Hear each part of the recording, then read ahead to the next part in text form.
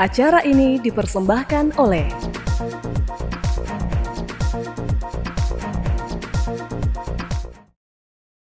Halo pemirsa Monas TV, senang sekali saya Anda Ririn Karina dapat kembali menjumpai Anda dalam Monas Daily. Dalam beberapa menit ke depan kami akan menyajikan berita-berita terpercaya hanya untuk Anda.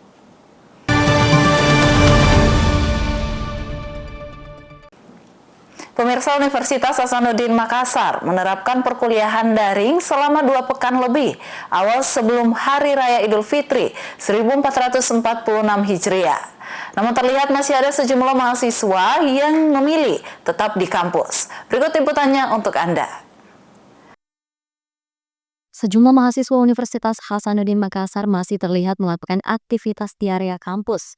Meski sebelumnya pihak kampus telah mengeluarkan aturan terkait proses pembelajaran daring selama 2 pekan sebelum Hari Raya Idul Fitri 1446 Hijriah. Mereka masih menetap dan belum balik kampung lantaran masih memiliki praktikum yang harus dijalani. Seperti yang diungkapkan Muhammad Rijal dan Nisa Marfatullah, mahasiswa teknik pertanian. Menurut keduanya, langkah ini diambil agar seluruh tugas praktikum selesai lebih awal, sehingga tak mengganggu waktu libur selama hari Lebaran bersama keluarga Kiluwu Timur dan Palopo. Untuk alasannya belum balik itu karena kebetulan praktikumnya itu minggu ini minggu terakhir, tapi tetap dikasih kesempatan untuk pulang satu minggunya. Jadi minggu ini minggu terakhir dan 1 minggu ke depannya itu bakalan tetap pulang. Alasannya itu karena tetap praktikum untuk biar nanti praktikumnya tidak terlalu kewalahan setelah Lebaran. Dan praktikumnya ini kayak apa nih? Nanti asistennya itu cuman online Ji. Jadi ini praktikum di kampus Ji, selainnya itu daring semua. Sementara Dedi Nugraha Malik dan Fitra Saldi, mahasiswa program studi peternakan, menyebut alasannya untuk menunda kepulangan lebih awal karena terlibat dalam kepanitiaan kegiatan bernama Pena Fosil atau Pensil yang digelar sebelum Hari Idul Fitri. Meski demikian, keduanya akan tetap mudik ke Bone dan Selayar 2 hari sebelum Lebaran dan merayakan momen Idul Fitri bersama keluarga. Alasannya karena pertama ada kegiatan dari kampus yaitu pensil. Karena kami mengambil bagian jadi panitia inti Kak. Jadi kami harus menyelesaikan dulu itu semua Kak sebelum balik.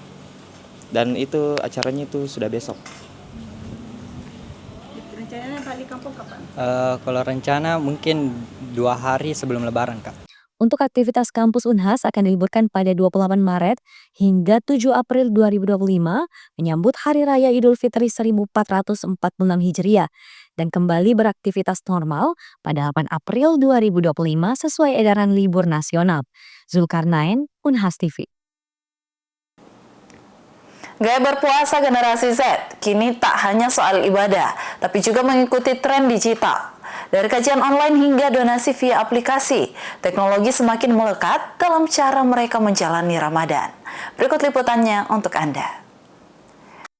Bulan Ramadan selalu menjadi momen istimewa bagi umat Muslim untuk meningkatkan ibadah. Namun bagi generasi Z, gaya berpuasa kini makin beradaptasi dengan perkembangan teknologi baru. Hal ini diakui Ismail Yarahim, aktivis unit kegiatan mahasiswa Ibnu Khaldun Visip Unhas.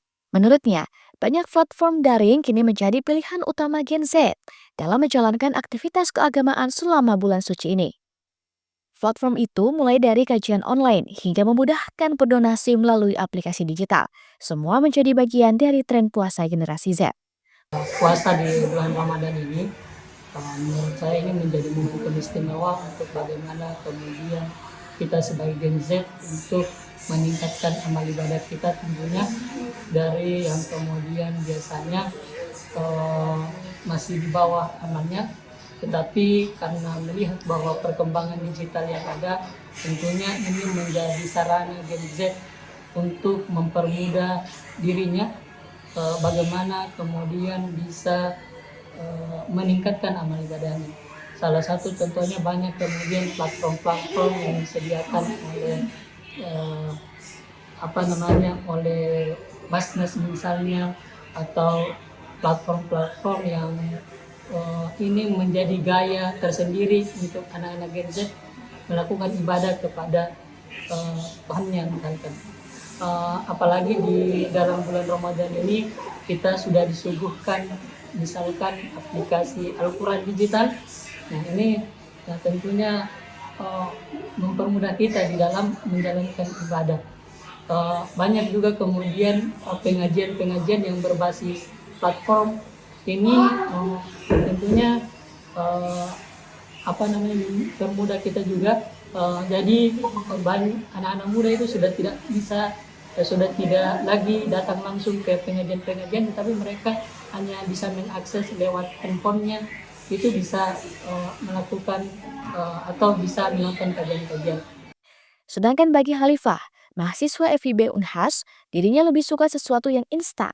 Dan digital membuat akses ke kajian keagamaan semakin mudah. Menurutnya, dengan banyaknya forum dan komunitas daring memungkinkan generasi Z untuk tetap mendapatkan ilmu agama tanpa harus datang langsung ke masjid. Untuk pola berpuasa kita itu sekarang kita lebih bisa mengkaji kajian-kajian online, dan sekarang sudah banyak forum-forum yang mungkin karena Gen Z sekarang jadi kita sukanya yang lebih instan daripada keluar-keluar di masjid dan lain sebagainya. Jadi kita lebih banyak ngikut kajian online, ikut belajar tahsin online, dan juga ikut seperti lembaga-lembaga Islam di luar sana sudah banyak.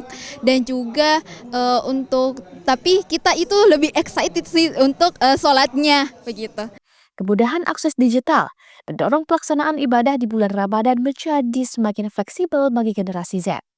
Meski demikian, para ulama mengingatkan agar pemanfaatan teknologi dalam beribadah tetap diimbangi dengan kegiatan langsung di lingkungan sosial dan masjid.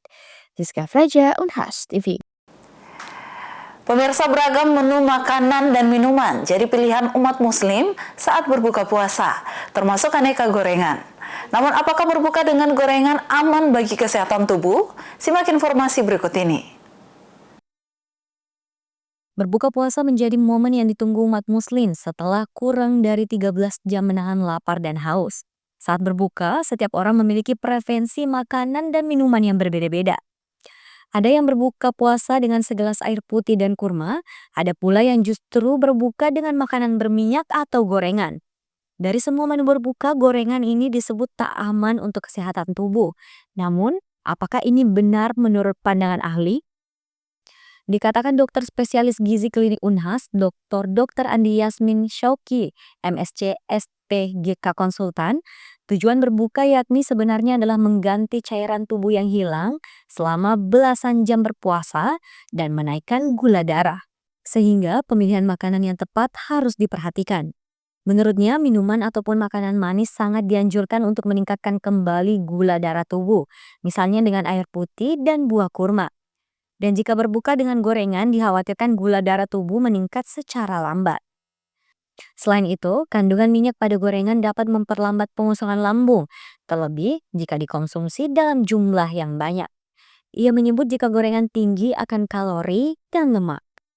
Dr. Yasmin pun menyontohkan pada bakwan yang mengandung 137 kalori dan 12 gram lemak. Tahu isi mengandung 135 kalori dan 7 gram lemak. Sementara rata-rata kebutuhan kalori harian orang dewasa adalah 2.100 per hari. Ya, sebenarnya kalau intinya berbuka itu tujuan pertama adalah kita mengganti cairan yang hilang, kemudian menaikkan gula darah yang sudah mulai turun, gula darah. Jadi pemilihannya adalah kita minum dan makan. Minum untuk mengganti cairan yang tadi hilang, dan kita tidak mengkonsumsi sama sekali kan, berarti cairan sudah semakin menurun. Kemudian gula darah kita juga sudah semakin menurun. Oleh karena itu, dan stok dalam tubuh kita sudah mulai menurun, makanya kita ganti dia. Nah, pemilihan makanannya itu sebenarnya tujuannya menaikkan gula darah. Jadi ya biasanya kan mungkin yang manis-manis. Ya. Nah, kalau dia mulai dengan gorengan itu dia pasti juga akan menaikkan gula darah tapi tidak cepat. Itu pertama. Nah, yang kita khawatirkan adalah kalau dia makan gorengan karena sebelumnya kan dia kosong ini, lambungnya kosong, kemudian diisi dengan gorengan. Yang pertama yang mungkin akan menjadi concern adalah minyaknya. Nah, minyak itu dia bisa memperlambat pengosongan lambung kalau berlebihan minyaknya. Artinya kalau dikonsumsi gorengannya berlebihan, hati-hati jadinya tidak nyaman perutnya. Dokter Yasmin menyarankan jika tetap ingin berbuka dengan gorengan, hal itu tak jadi masalah asalkan jumlahnya tidak lebih dari 10 biji gorengan. Sebab konsumsi gorengan berlebih memicu obesitas dan kolesterol tinggi. Juga turut berkontribusi terhadap meningkatnya resiko terkena penyakit jantung. Sehingga Dokter Yasmin menyarankan untuk memilih menu makanan dan minuman yang dapat meningkatkan gula darah dan mengembalikan cairan tubuh yang berkurang. Zulkarnain Jumar Taufik, Unhas TV.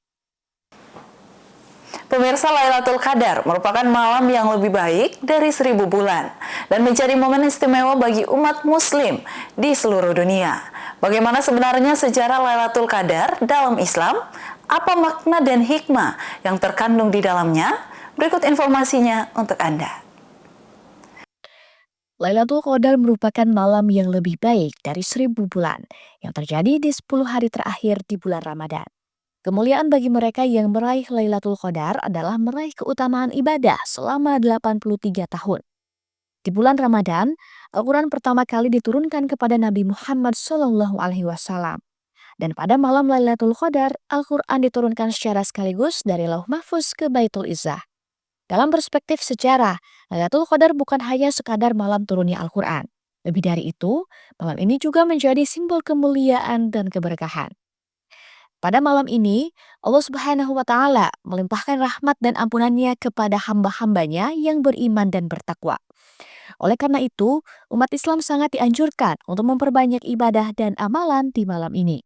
Sekretaris Komisi Fatwa Majelis Ulama Indonesia Provinsi Sulawesi Selatan, Ustadz Dr. Syamsul Bahri Abdul Hamid LCMA, mengisahkan peristiwa Rasulullah SAW dan para sahabat pada malam Lailatul Qadar.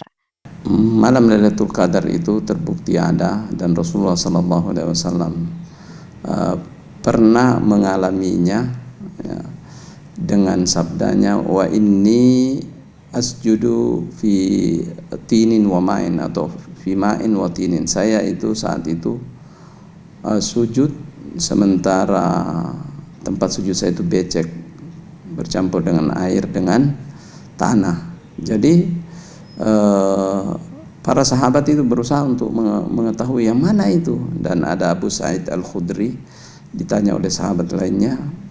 Kata Abu Sa'id, seingat saya itu waktu Rasulullah SAW itu kepalanya penuh dengan tanah campur air, itu malam 21, kata Abu Sa'id Al-Khudri.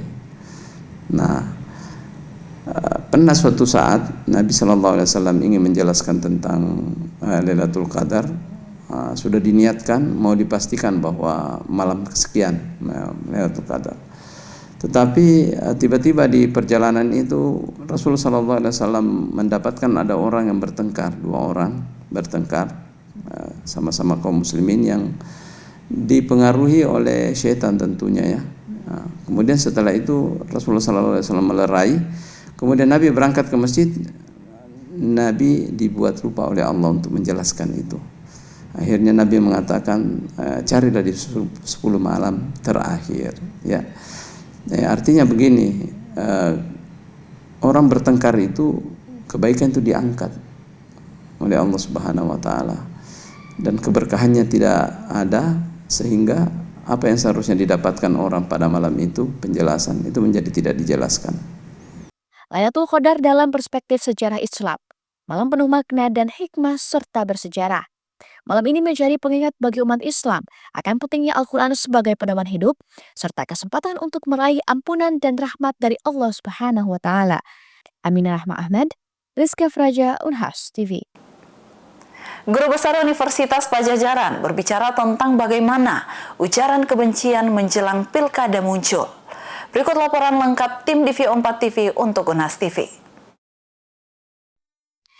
Sosial media merupakan wadah bagi masyarakat untuk secara bebas menyalurkan pendapat serta aspirasi. Namun, tak dipungkiri dengan kebebasan di sosial media, beberapa pendapat masyarakat justru tersampaikan dalam bentuk ujaran kebencian. Terlebih menjelang Pilkada serentak tahun 2024, sosial media menjadi media sumber informasi dan interaksi masyarakat. Guru Besar Universitas Padjadjaran, Profesor Suwandi mengatakan, konten ujaran kebencian tak setajam Pilpres tahun 2014, tetapi hingga saat ini menimbulkan efek di Pilkada. Harusnya para netizen juga lebih sadar ya, bahwa literasi ini mungkin media sosial menjadi media atau alat kampanye yang strategis dan menjadi taktik yang jitu untuk menjatuhkan lawan. Tapi ya black campaign atau propaganda negatif tetap menjadi sebuah muatan yang harus diredusir perlahan. Profesor Suwandi juga berpendapat ujaran kebencian khususnya menyangkut isu SARA dapat menyebabkan konflik sosial yang berbahaya untuk kesatuan. Dari Jatinangor, Sumedang, Tim Liputan Devia Unpad TV melaporkan untuk Unhas TV. Pemirsa, berita tadi sekaligus menutup perjumpaan kita hari ini. Jangan lupa untuk terus saksikan Unhas Daily hanya di Unhas TV. Saya Andra Rerin Karina mewakili kru yang bertugas. Pamit undur diri dan sampai jumpa.